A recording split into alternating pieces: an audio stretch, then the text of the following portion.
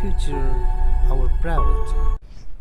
Hello students, welcome to Solomon Educational Hub. बेटा, इसी series में हम अपना चैप्टर कंटिन्यू कर रहे हैं और जैसा कि मैंने आपको प्रीवियस लेक्चर में समझाया था कि किस तरीके से हमें ह्यूमन हेल्थ एंड डिजीज़ को पढ़ना है, समझना है। बेटा, यहाँ पर अभी तक हमने क्या देखा है? अभी तक हमने विलियम हार्वे के बारे में जाना है, जो कि फादर ऑफ ब्लड सर्कुलेशन जिनको हम कहते हैं। हमने यहाँ पर देखा कि किस तरीके से 1948 के अंदर एक प्रॉपर WHO ने हमें डेफिनेशन दी है अबाउट द ह्यूमन हेल्थ, कि एक ह्यूमन की हेल्थ से आप क्या समझते हैं। इट्स नॉट अबाउट कि वो जस्ट फिजिकली फिट हो, उसका मेंटली फिट होना भी ज़रूरी है, उसको सोशल इंटरेक्शन करना भी ज़रूरी है, उसको रिप्रोडक्टिवली फिट होना भी ज़रूरी है बेटा, उसको इमोशनली फिट होना भी ज़रूरी है, एज वेल एज उसको फिज़िकली फिट होना भी ज़रूरी है। बेटा, यहाँ पर हमने देखा था ब्लैक बाइल पर्सनालिटी के बारे में। एक्चुअली ये बाइल वर्ड का मतलब क्या है? बाइल मतलब होता है बेटा लिक्विड, और ये वही लिक्विड है जो ह्यूमर्स के बारे में बताते हैं। हमारी बॉडी के अंदर ब्लैक बाइल भी होता है, येलो बाइल भी होता है, ब्लड होता है और फेल्जम होता है। ये 4 तरीके के लिक्विड होते हैं। ये एंशिएंट थ्योरीज में बताया जाता था। ठीक है बेटा, बहुत ज़्यादा मिसअंडरस्टैंडिंग थी ह्यूमन हेल्थ को लेकर के। पहले कहा जाता था कि ह्यूमन हेल्थ जो है अगर वो ख़राब हुई है या इंसान को कुछ हो गया है तो उसको रिलेट करते थे बेटा स्पिरिट से या गॉड से, कि लगता है हमारे जो इष्ट देव हैं वो हमसे नाराज़ हो गए हैं, या स्पिरिट से उसका कनेक्शन किया जाता था। लेकिन बेटा, जैसे ही विलियम हार्वे की डिस्कवरी होती है ब्लड की, तो ब्लड के बारे में बताया जाता है कि अगर ब्लड प्रॉपर नहीं है या उसमें कुछ इन्फेक्शन है बेटा, तो भी हमें डिजीज़ के चांसेस होते हैं। साथ ही साथ हमें बताया गया पैथोजेंस के बारे में भी, कि कुछ ऐसे जीव हैं, कुछ ऐसे ऑर्गेनिज्म हैं बेटा जो हमारे एक्सटर्नल एनवायरनमेंट में प्रेजेंट होते हैं और क्या करते हैं? डिजीज़ को स्प्रेड करते हैं। बेटा, ये चीज़ें हमने बहुत अच्छी तरीके से जानी है, समझी है। अब इसी सीरीज़ में हम अपनी चैप्टर को कंटिन्यू कर रहे हैं। सभी बच्चे मैम के साथ NCERT ओपन करके बैठ जाओ जल्दी से। चलिए बेटा, उस दिन मैंने आपको दो बहुत ही फेमस नाम बताए थे अपने फर्स्ट लेक्चर में। जिन्होंने नहीं देखा है वो फिर से देख सकते हैं। लेक्चर नंबर 2 में हम उनको थोड़ा सा डिस्कस कर रहे हैं। हमने जाना था बेटा कि किस तरीके से चरक संहिता जो है वो one of the most famous book of Indian Ayurveda, और दूसरी तरफ हमने देखा था फादर ऑफ सर्जरी जिसको सुश्रुत हम कह रहे थे, और उनकी संहिता में हमने पढ़ा राइनोप्लास्टी के बारे में। ये पहली ऐसी सर्जरी थी बेटा जो परफॉर्म की गई थी इंडिया के अंदर as well as entire world, और जो कि सक्सेसफुल रही थी। तो ये चीज़ें हमने बहुत अच्छी तरीके से जानी थी, समझी थी बेटा। अब इसी सीरीज़ में हम कंटिन्यू कर रहे हैं आगे। चलिए आगे देखते हैं बेटा। हमने हाइपोथेसिस पढ़ लिया है, अब हम पढ़ेंगे अपनी मॉडर्न जो हेल्थ है।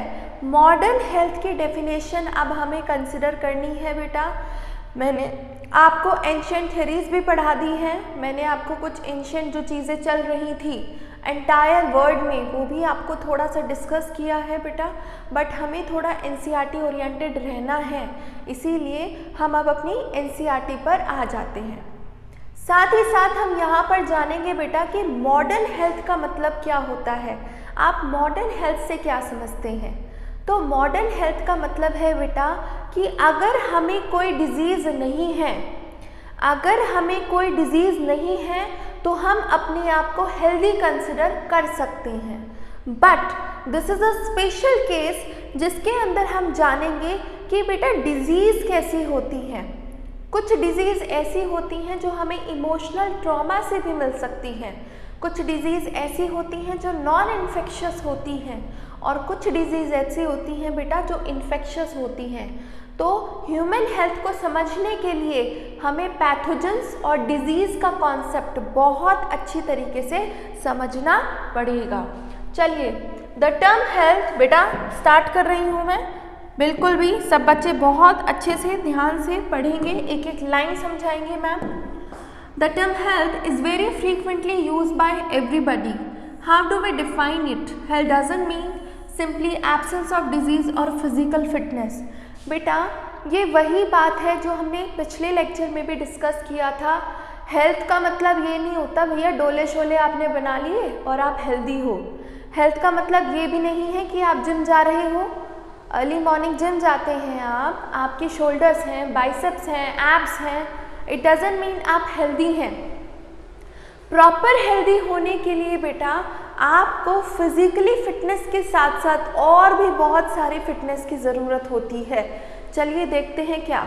वन मोर थिंग बेटा, हेल्थ का मतलब ये भी नहीं है कि आपको कोई डिजीज़ नहीं है तो आप हेल्दी हो। हेल्थ का जो कॉन्सेप्ट है वो बहुत ही ज़्यादा ब्रॉड है और बेटा time to time WHO health को लेकर के हमें अवेयर करती रहती है कि किस तरीके से हम अपनी हेल्थ को मेंटेन कर सकते हैं। चलिए आगे देखते हैं बेटा।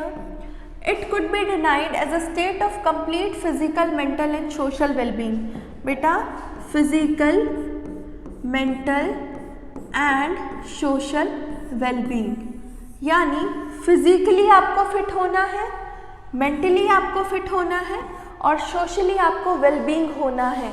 इसका मतलब ये बताया जा रहा है बेटा कि अगर आप सोसाइटी में बैठे हो लेकिन आप सोसाइटी के मुद्दों से अवेयर नहीं हो, आपको नहीं पता है कि हमारी सोसाइटी किस तरीके की है, हमारा कल्चर क्या है, आपकी सोसाइटी अगर एक तरीके से कोई काम कर रही है और आप उसके रिबल, आप उसके अपोजिट वर्क कर रहे हो, तो भी बेटा ये एक साइन सिंबल होता है कि आप प्रॉपरली अवेयर ना होने की वजह से ये भी एक फैक्टर हो सकता है कि आप हेल्दी नहीं माने जाते हैं।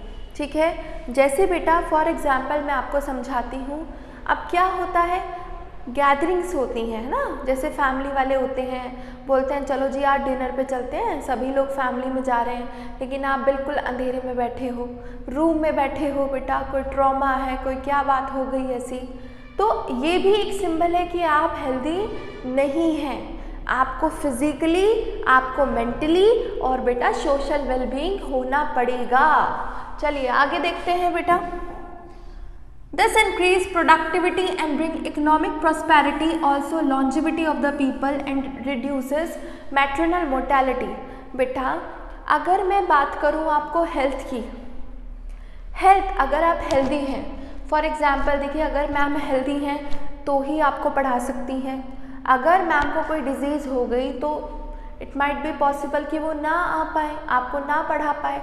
तो एक इंसान की जो प्रोडक्टिविटी होती है वो उसकी हेल्थ के डायरेक्टली प्रोपोर्शनल होती है। हम प्रोडक्टिविटी इन द सेंस ये नहीं है बेटा कि हम कुछ काम कर रहे हैं। प्रोडक्टिविटी मतलब ये भी है कि सपोज़ करिए आप हर रोज़ जब आपका सोने का समय है आप उस टाइम पे पढ़ रहे हैं, आप एक दिन पढ़ लीजिए, 2 दिन पढ़ लीजिए, 3 दिन, धीरे धीरे धीरे धीरे आपकी तबीयत खराब होने लगेगी, हार्मोनल डिसबैलेंसेस होने लगेंगे। तो और एक दिन आपको पता चलेगा कि जो आपकी प्रोडक्टिविटी इनिशियली बहुत ज़्यादा थी वो धीरे धीरे धीरे धीरे कम हो रही है। तो इसका मतलब बेटा हेल्दी होने का मतलब है कि आपकी प्रोडक्टिविटी का बढ़ना, साथ ही साथ आपकी लॉन्जेविटी, आपका लाइफ स्पेन का बड़ा होना। आपके यहाँ पे बेटा अगर आप बिल्कुल हेल्दी हैं तो सब आपसे दोस्ती भी करेंगे, इकोनॉमिक प्रॉस्पेरिटी भी बनेगी आपकी, है ना। तो ये सारे फैक्टर्स हैं बेटा जो आते हैं एक हेल्थ की डेफिनेशन में। यहाँ तक चीज़ें समझ में आ रही हैं? हाँ या ना बोलिए। चलिए बेटा ये क्वेश्चन था नीट में कि प्रॉपर हेल्दी होने के लिए हमें बैलेंस डाइट, पर्सनल हाइजीन और रेगुलर एक्सरसाइजेस की ज़रूरत है।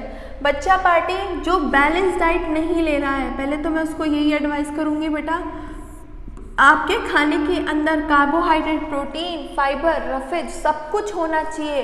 विटामिन, मिनरल्स का होना बहुत ज़रूरी है बेटा, ताकि आप क्या कर सके, आपको प्रॉपर बैलेंस डाइट मिल सके। साथ ही साथ आपकी खुद की पर्सनल हाइजीन भी बहुत इम्पॉर्टेंट है। और बेटा रेगुलरली आपको एक्सरसाइज भी करते रहना है। क्यों बेटा? ताकि आपकी जो हेल्थ है वो मेंटेन्ड रहे। तो याद रख लीजिए, balance diet, personal hygiene and regular exercises, these three are very important to maintain your health goals। बताओ बेटा, यहाँ तक कॉन्सेप्ट क्लियर हुए? बेटा मैंने आपको योगिक साइंस, वेरी गुड बेटा, मैंने आपको योगिक साइंसेस के बारे में बताया था कि India was the first country जहाँ पे योगा एक बहुत ही, जो पाणिनि ने स्टार्ट किया बेटा। आपको पता है अलग अलग जगह योगपीठ होते हैं। योगपीठ का मतलब क्या होता है? जिस तरीके से बहुत सारे लोग गैदर होते हैं और बेटा योगा को परफॉर्म करते हैं। इंडिया के अंदर बेटा योगा का क्या हुआ है? जन्म हुआ है। और बेटा इंडिया योगिक साइंसेस में सबसे ऊपर मानी जाती है। तो योगा हमें परफॉर्म करना है ताकि हमारी जो हेल्थ है वो साइंटिफिकली बैलेंस्ड रहे। तो इतने सारे पोस्चर्स होते हैं, योगिक पोस्चर्स, तो बेटा आपको वो पोस्चर सीखने चाहिए, समझने चाहिए। चलिए आगे देखते हैं बेटा। Awareness about disease and their effect on different bodily functions, vaccinations against infectious disease, proper disposal of waste, control of factors and maintenance of hygiene. बेटा गुड हेल्थ के लिए आपको क्या क्या चाहिए? देखो जी,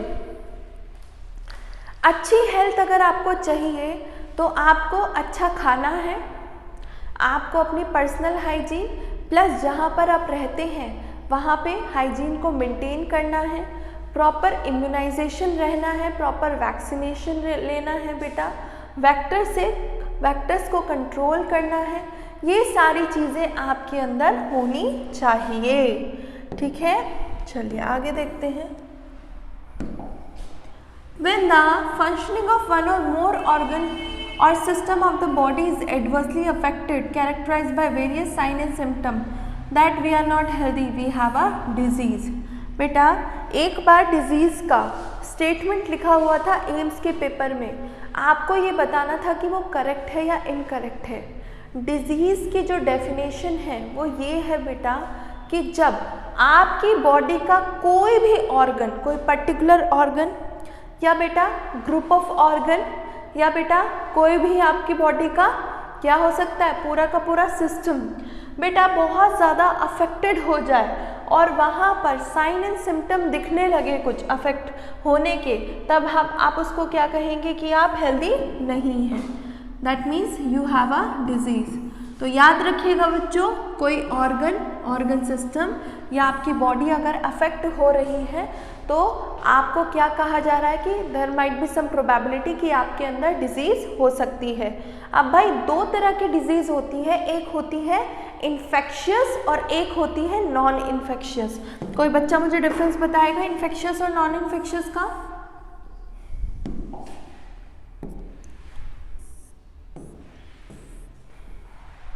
वेरी गुड बेटा। देखो आपको पता है बेटा इन्फेक्शियस डिजीज़ जो होता है वो ट्रांसमिट की जाती है एक इंसान से दूसरे इंसान से। सपोज करो कोई कफ इन्फेक्शन हो गया और कोई इंसान टॉवल यूज़ कर रहा है और आप उसी का टॉवल यूज़ करने लगे, दैट मीन्स आपको भी क्या हो सकती है, वो डिज़ीज़ होने के चांसेस हो सकते हैं। तो इसका मतलब ये है बेटा कि कभी कभी हम देखते हैं कि अगर आपको इन्फेक्शियस डिजीज़ हुई है यानी वो डिज़ीज़ पहले भी किसी को थी और वो स्प्रेड होकर के अब आपके अंदर आ गई है, और इट माइट बी पॉसिबल कि अगर आप प्रॉपर टेक केयर नहीं करेंगे, हैंकरचीफ का यूज़ नहीं करेंगे स्नीजिंग के दौरान, तो बेटा वो इन्फेक्शन आगे भी स्प्रेड आउट हो सकता है। और इसका सबसे अच्छा एग्जाम्पल है बेटा एड्स। एड्स एक ऐसी बीमारी है जो कि इन्फेक्शियस है। अगर आप एड्स की जो प्रिकॉशंस हैं वो नहीं लेते हैं बेटा तो वो डिज़ीज़ आपको किसी और इंसान से ट्रांसमिट हो सकती है, और ये डिज़ीज़ इतनी खतरनाक है बेटा कि डेथ रेट इसमें बहुत ज़्यादा होता है। चलिए, क्योंकि इस बीमारी के अंदर क्या होता है बेटा, एक्वायर्ड इम्यूनोडेफिशिएंसी सिंड्रोम। बेटा इसके अंदर क्या होता है, आपकी इम्यूनिटी के ऊपर असर डाला जाता है। आपकी बॉडी इतनी कम इम्यून हो जाएगी कि एक छोटा सा इन्फेक्शन, चाहे कोई फंगल इन्फेक्शन ही क्यों ना हो, आपकी बॉडी पे आकर के लगेगा और आप उससे अफेक्ट हो जाएंगे। इसीलिए बेटा एड्स के जो पेशेंट होते हैं लास्ट स्टेज में ज़्यादा दिनों तक सर्वाइव नहीं कर पाते हैं। चलिए आगे देखते हैं बेटा। नॉन इन्फेक्शियस डिजीज़ का मतलब होता है जैसे कैंसर बेटा, जो बिल्कुल भी इन्फेक्शियस नहीं होता। और वो कैसे स्प्रेड होता है, ज़रूर आपने कुछ चीज़ें गलत ली है, गलत चीज़ों का कंजम्पशन किया है बेटा, तभी आपके जो बॉडी के कोई ऑर्गन है या कोई ऑर्गन सिस्टम है वो अफेक्ट हो गया है। बताओ यहाँ तक कॉन्सेप्ट क्लियर हुआ? चलिए आगे देखते हैं। उमम है नहीं, उमम ओके बेटा। कॉमन डिजीजेज इन ह्यूमंस के बारे में पढ़ना है बेटा कि कॉमन डिजीज इन ह्यूमंस क्या होती है। देखो, a wide range of organisms belonging to bacteria, viruses, protozoans, helminths. बेटा बहुत सारे पैथोजेंस होते हैं हमारे चारों तरफ। अभी मैम यहाँ पर खड़ी हुई हैं, आप देख सकते हो बहुत सारे फंगल स्पोर हैं, ठीक है। अब वो फंगल स्पोर आप खुद ही देखो ना, आपने टिफ़िन बंद किया, उसमें पराठा था, ब्रेड सैंडविच थी और आप भाई छोड़ा है स्कूल में, अब 2 दिन तक आपका टिफ़िन ऐसे ही पड़ा है, उसके अंदर कैसे फंगस ग्रो कर गई? भाई टिफ़िन तो बंद था ना। तो पूरे एनवायरनमेंट में चाहे इंडोर आउटडोर हो बेटा, कुछ फंगल स्पोर्स होते हैं, कुछ दूसरे पैथोजेंस होते हैं जो घूमते रहते हैं। जैसे ही उन्हें ऑप्टिमम कंडीशन मिलती है बेटा, वो स्प्रेड कर जाते हैं, है ना, इन्फेक्शियस चीज़ों पे फैल जाता है। तो इस तरीके से आप देख रही हैं बेटा कि किस तरीके से हम फैला रहे हैं चीज़ों को, और ऐसे ऑर्गेनिज्म जो ऐसा करते हैं उनको क्या कहते हैं बेटा? पैथोजेंस कहते हैं। इज इट क्लियर बेटा? है ना, बोलिए बेटा। ये जो पैथोजेंस है ना, आपके बॉडी के अंदर अलग अलग तरीके से आ सकते हैं और आपकी नॉर्मल एक्टिविटीज़ पे असर डाल सकते हैं, चाहे मॉर्फोलॉजिकली, चाहे बॉडी के ऊपर चीज़ों पे असर डाले या इंटरनल सिस्टम को बिगाड़े। पैथोजेंस बहुत खतरनाक होते हैं और बेटा आपको प्रॉपर प्रिकॉशंस लेना चाहिए। कभी कभी कुछ पैथोजेंस जो बॉडी के अंदर एंटर करते हैं बेटा, वो आपके स्टमक के लो पीएच पर भी सर्वाइव कर जाते हैं और डाइजेस्टिव एंजाइम से भी बेटा बच जाते हैं। इसका मतलब क्या है? देखो भाई, इतना ज़्यादा कॉन्सेंट्रेटेड है हमारी बॉडी का हाइड्रोक्लोरिक एसिड कि भैया हाथ आप डालोगे ना अंदर तो भी वो क्या हो जाएगा, बहुत ज़्यादा गल जाएगा। इतना इन्फेक्शियस होता है, इतना मतलब कॉन्सेंट्रेटेड होता है। बट आप खुद सोचिए, जो सिस्ट होते हैं, जो छोटे छोटे पैथोजेंस होते हैं बेटा, वो कैसे सर्वाइव कर जाते हैं? वो बेटा इसलिए सर्वाइव कर जाते हैं क्योंकि उनके अंदर क्या हो जाती है? एडेप्टेशन। आप समझ रहे हो? इसी एडेप्टेशन के कारण बेटा वो इतने लो एंजाइम्स पर भी सर्वाइव कर जाते हैं, मतलब इतने लो पीएच पर भी सर्वाइव कर जाते हैं और डाइजेस्टिव एंजाइम से भी बच जाते हैं। इस चीज़ को आप ध्यान रखिएगा।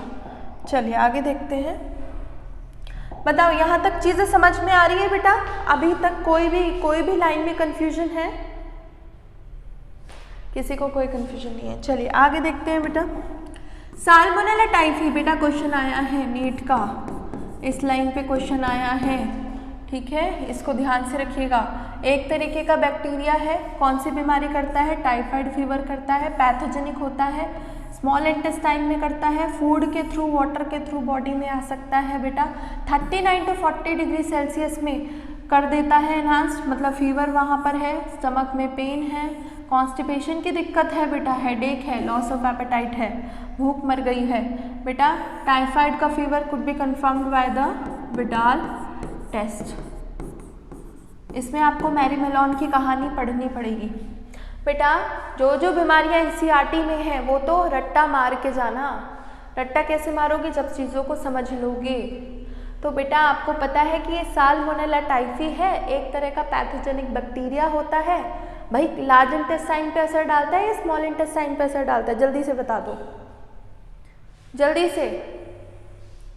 Very good, small, very good बेटा, वेरी गुड, वेरी गुड बेटा, very good, well done. Small intestine पर असर डालता है बेटा, कैसे जाता है? फूड और वाटर कंटामिनेशन के थ्रू जाता है। बहुत ही ज़्यादा हाई फीवर मेंटेन किया जाता है, that is 39 to 40 degree Celsius. Weakness है बेटा, आपके स्टमक के अंदर पेन है, कॉन्स्टिपेशन है, हेडेक की दिक्कत है या भूख मर गई है, ये सारे इसके सिम्टम्स हो सकते हैं। बेटा इसको क्लियर कर लेना है। चलिए आगे चलते हैं। बेटा एक बहुत ही क्लासिक केस है मैरी मेलोन का, जिसको हम टाइफॉइड मैरी भी कहते हैं। एक करियर है बेटा टाइफॉइड के लिए और बहुत दिनों तक इस बीमारी को उन्होंने फैलाया। आप आर्टिकल्स भी पढ़ सकते हैं मैरी मेलोन का कि किस तरीके से बेटा एक्चुअल में उनको भी नहीं पता था कि उनको टाइफॉइड है। तो वो she was a cook by profession. वो जिस घर में जाती थी उस घर में डेथ हो जाती थी, किसी बच्चे की, कभी किसी बड़े की। तो एक बार एक फैमिली में वो खाना बनाने जाती है, वहाँ पर छोटे बच्चे की डेथ हो जाती है और बेटा उसके बच्चे के जो फादर थे उनको शक होता है, तो वो एक फूड इंस्पेक्टर को हायर करते हैं। अब वो जो फूड इंस्पेक्टर होता है बेटा वो हर तरीके से देखता है कि कहाँ से इन्फेक्शन गया है। तब मैरी मेलोन को पकड़ा जाता है, बंद किया जाता है, प्रॉपर हॉस्पिटलाइज्ड किया जाता है, उनकी बीमारी का चेकअप किया जाता है और लास्ट स्टेज में जब वो थी तो बेटा हॉस्पिटल में ही उनकी डेथ हो गई थी, क्योंकि इन्फेक्शन उनकी बॉडी में बहुत ज़्यादा फैल चुका था। तो उनका यही मानना था, जहाँ जहाँ वो जाती थी खाना बनाती थी बेटा, इन्फेक्शन फैलता था फूड के थ्रू। तो कंटामिनेट फूड को वो जब सर्व करती थी तो बेटा उस फैमिली का कोई ना कोई मेंबर या तो बीमार पड़ जाता था या उसकी डेथ हो जाती थी। तो इनका नाम आता है बेटा मैरी मेलोन का। लगभग 17 डेथ यहाँ पर देखी जाती हैं कि जो कि मैरी मेलोन के थ्रू हुई हैं। बताइए बेटा न्यूज़पेपर में भी काफ़ी टाइम तक चली थी ये बातें, बहुत ही खतरनाक। चलिए ये कॉन्सेप्ट क्लियर हुआ विडाल टेस्ट का। बेटा ये क्वेश्चन बहुत, मुझे लगता है ये क्वेश्चन तो लगभग 8 से 9 बार आ चुका है। टाइफॉइड मैरी, नाम याद रखना मैरी मेलोन का, ठीक है। चलिए आगे चलते हैं बेटा दूसरे बैक्टीरिया पे, स्ट्रेप्टोकोकस न्यूमोनिया और हीमोफिलस इन्फ्लुएंजाe। बेटा कौन सी बीमारी कर रहे हैं दोनों के दोनों? निमोनिया।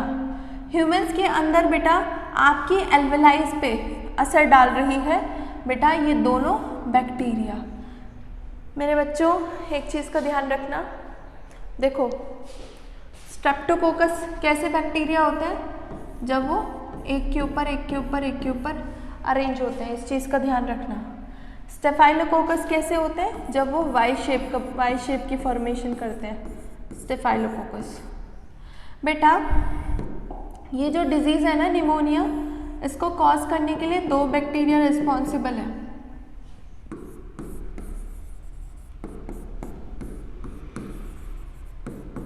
इस लाइन में भी 2 क्वेश्चन है मैरी मेलोन के।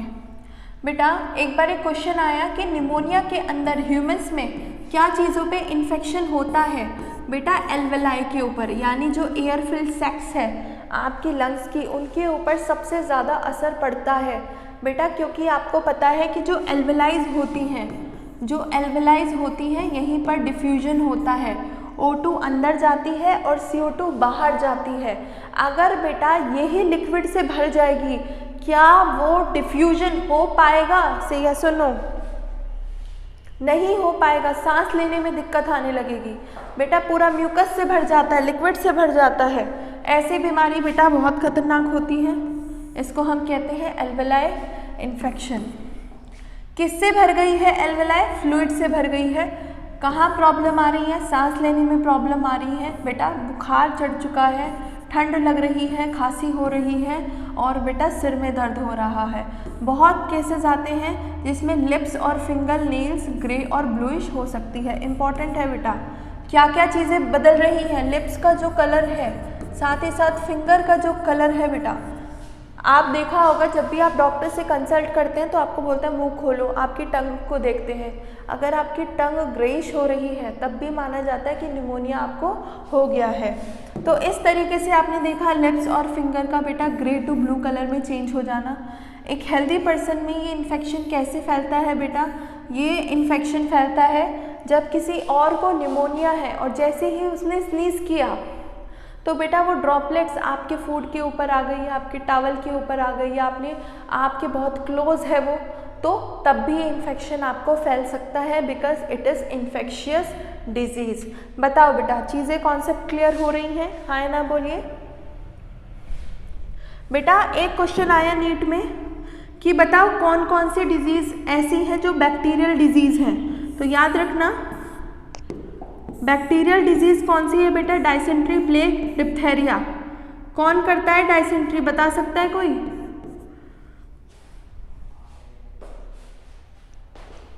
कौन करता है डायसेंट्री?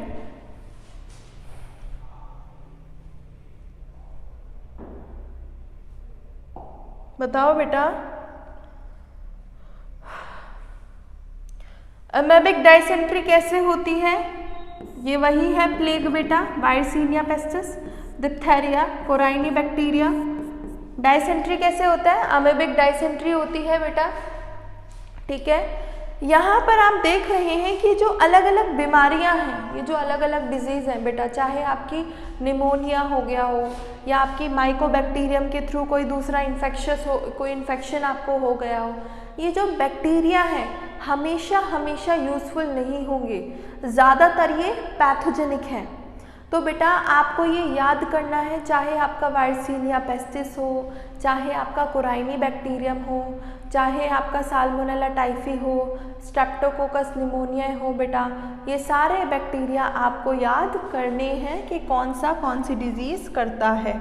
एक बार नीट में क्वेश्चन था कि बताइए डायसेंट्री कैसी डिजीज़ होती है, तो आपको बताना है ये एक बैक्टीरियल डिजीज़ है। प्लेग कैसे डिजीज़ होती है बेटा? ये भी एक बैक्टीरियल डिजीज़ है। और डिप्थेरिया कैसे डिजीज़ होती है? एक बैक्टीरियल डिजीज़ होती है। चलिए आगे देखते हैं बेटा। Many viruses cause disease in human beings. Rhinoviruses represent one such group of viruses which cause one of the most infectious human ailment, the common cold. बेटा आपको पता है ये जो कॉमन कोल्ड होता है हमें, है ना, ये भी क्या है? एक वायरल डिजीज़ है। यहाँ पर कौन से वायरसेस जो होते हैं वो बहुत ज़्यादा डिजीज़ को स्प्रेड करते हैं बेटा? राइनो वायरसेस करते हैं, जिसके अंदर आरएनए जो है वो जेनेटिक मटेरियल है। और आपने अपने चैप्टर में पढ़ लिया है, मॉलिक्यूलर बेसिस ऑफ इनहेरिटेंस में आपको पढ़ाया जाएगा बेटा कि किस तरीके से जो आरएनए है वो क्या होता है, वो इतना ज़्यादा स्टेबल नहीं होता एज़ कम्पेयर टू डीएनए। पहली बात तो आप ये समझिए। और बेटा आरएनए के अंदर क्या होता है, क्योंकि बहुत ही रिएक्टिव 2OH साइट होती है, तो बेटा वो म्यूटेट करता रहता है, उसमें म्यूटेशन करने की क्षमता है।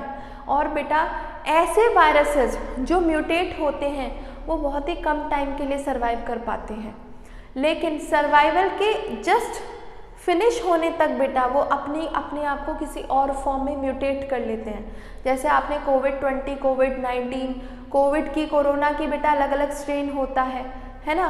कभी आप कोई स्ट्रेन देख रहे हो, अभी आप रिसेंट में ओमिक्रॉन देख रहे हो, तो इसका इतना शॉर्टर लाइफ स्पेन है बेटा जस्ट बिकॉज आरएनए यहाँ पर एक जेनेटिक मटेरियल है, इससे पहले ख़त्म होने से पहले ही ये खुद को म्यूटेट कर लेता है। इसीलिए बेटा वायरसेस बहुत डेंजरस है, क्योंकि इनके अंदर आरएनए जो है वो जेनेटिक मटेरियल है और ये लगातार म्यूटेट करते हैं। बेटा कॉमन कोल्ड की अगर कैरेक्टरिस्टिक की बात करूँ, भाई नेसल कंजेशन हो जाता है, सांस लेने में दिक्कत हो रही है, डिस्चार्जेस आएंगे आपके नोज़, आपके माउथ के थ्रू, सोर थ्रोट हो जाएगा बेटा, हॉर्सनेस हो जाएगी, कफिंग होगी, हेडेक होगा और बेटा थकान होगी। 3 से 7 दिन तक का आपका ये समय रहता है। Droplet resulting from the cough और sneeze of an infected person are either inhaled directly. बेटा इस चीज़ का आपको ध्यान रखना है, जिसको कोल्ड कफ होता है थोड़ा उससे दूरी बना करके रखनी है। क्यों रखनी है, कोई बच्चा मुझे बताएगा?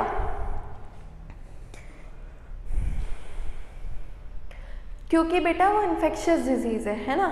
अब इन्फेक्शियस डिजीज़ है तो थोड़े तो प्रिकॉशन लेने पड़ते हैं, जैसे आपने कोविड के टाइम पे लिए हैं, 2 गज की दूरी, मास्क है ज़रूरी, है ना। तो इस तरीके से आपको क्या करना है, चीज़ों को कंट्रोल करना है अपने अकॉर्डिंग। चलिए आगे देखते हैं। Some of the human disease are cause by protozoan. कुछ बीमारियां हैं जो हमें प्रोटोजोन्स के थ्रू भी मिलती हैं। बेटा प्रोटोजोन कौन सी किंगडम में रखती हूँ मैं? वेरी गुड, क्या होता है प्रोटिस्टा?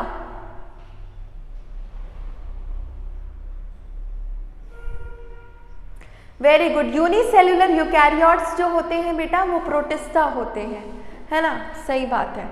तो आपने देखा उसमें जो हमने लोकोमोशन के बिहाफ पर जब क्या किया है, कैटेगराइजेशन करा है, तब आप उनको प्रोटोजोन्स कहते हो। कभी कभी आपने अमीबॉइड प्रोटोजोन देखे, कभी आपने स्पोरोजोन्स को देखा, कभी आपने सिलिएटेड प्रोटोजोन को देखा और कभी आपने फ्लैजिलेटेड प्रोटोजोन को देखा।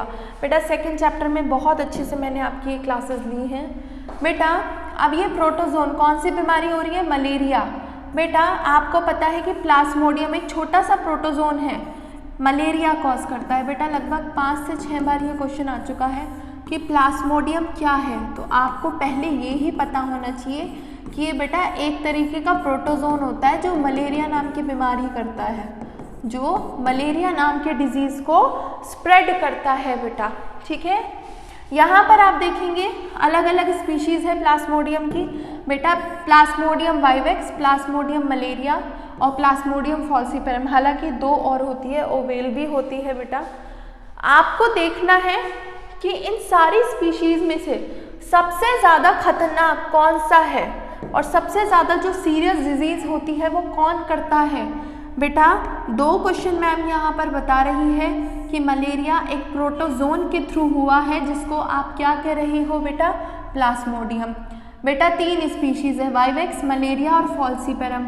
इन तीनों में से सबसे खतरनाक है फॉल्सीपेरम, इसीलिए इसको क्या कहा जाता है? सबसे ज़्यादा डिजीज़ को स्प्रेड करने वाला और बेटा ज़्यादा इन्फेक्शियस है। और अगर ये वाला इन्फेक्शन आपको हुआ है तो आपको डेथ भी हो सकती है, तो इसीलिए प्रॉपर प्रिकॉशन लेने की ज़रूरत है। बेटा पूरी की पूरी लाइफ साइकिल कवर करनी है कल।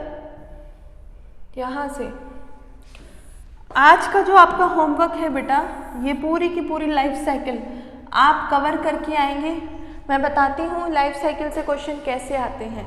बेटा अगर मैं बात करूँ, बहुत बड़ी है लाइफ साइकिल, बहुत ज़्यादा बड़ी है, वो कवर करेंगे, बट क्योंकि अभी ये हमारी एनसीईआरटी सीरीज़ चल रही है जिसमें कि हम सारे क्वेश्चन एनसीईआरटी के 1 बाय 1 कर रहे हैं, तो हमें पूरी की पूरी अभी के लिए पूरी की पूरी लाइफ साइकिल नहीं पढ़नी है। मैम जो एक्स्ट्रा स्ट्रोक्स वाले लेक्चर होंगे जिसमें आपको आफ्टर एनसीईआरटी सारे की सारी चीज़ें जो बाहर से आती हैं वो आपको at the end of lectures कराएंगी। उससे पहले आपको अपनी एनसीईआरटी से पूरी लाइफ साइकिल कवर करनी है, साथ ही साथ यहाँ से लेकर के यहाँ तक पढ़ना है, और बेटा जो पीछे का कराया है वो भी चीज़ें लर्न करके आनी है। अब मैं आपको कुछ नोट्स भेजूँगी किसके? ह्यूमन हेल्थ एंड डिजीज़ के। सभी बच्चे वो पढ़ करके आएंगे और सर से लेकर के डीपीपी भेजूँगी, और डीपीपी में जो भी क्वेश्चंस आए हैं infectious, non infectious, bacterial disease के, वो भी आपको कवर करके आने हैं। ठीक है बेटा, चलो ले लिया मैंने लेक्चर। आज तबीयत बहुत ख़राब है मेरी, है ना, बट स्टिल हो गया। क्या बेटा? बेटा हाँ लूँगी।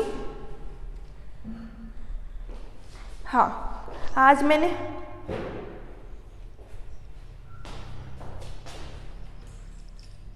एक मिनट बेटा, हाँ बताओ क्या क्या कह रहे हो? एक मिनट, क्या कह रहे हो बेटा?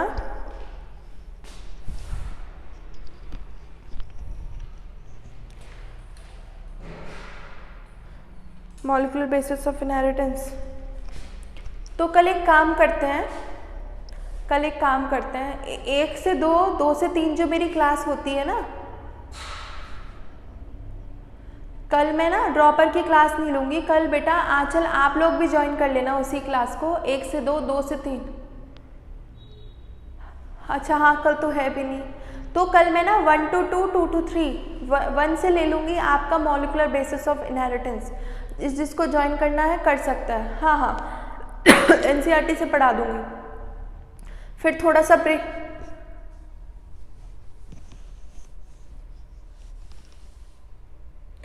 बेटा पूरा ही पढ़ाऊंगी ना सबको, जिसको दिक्कत होगी तो।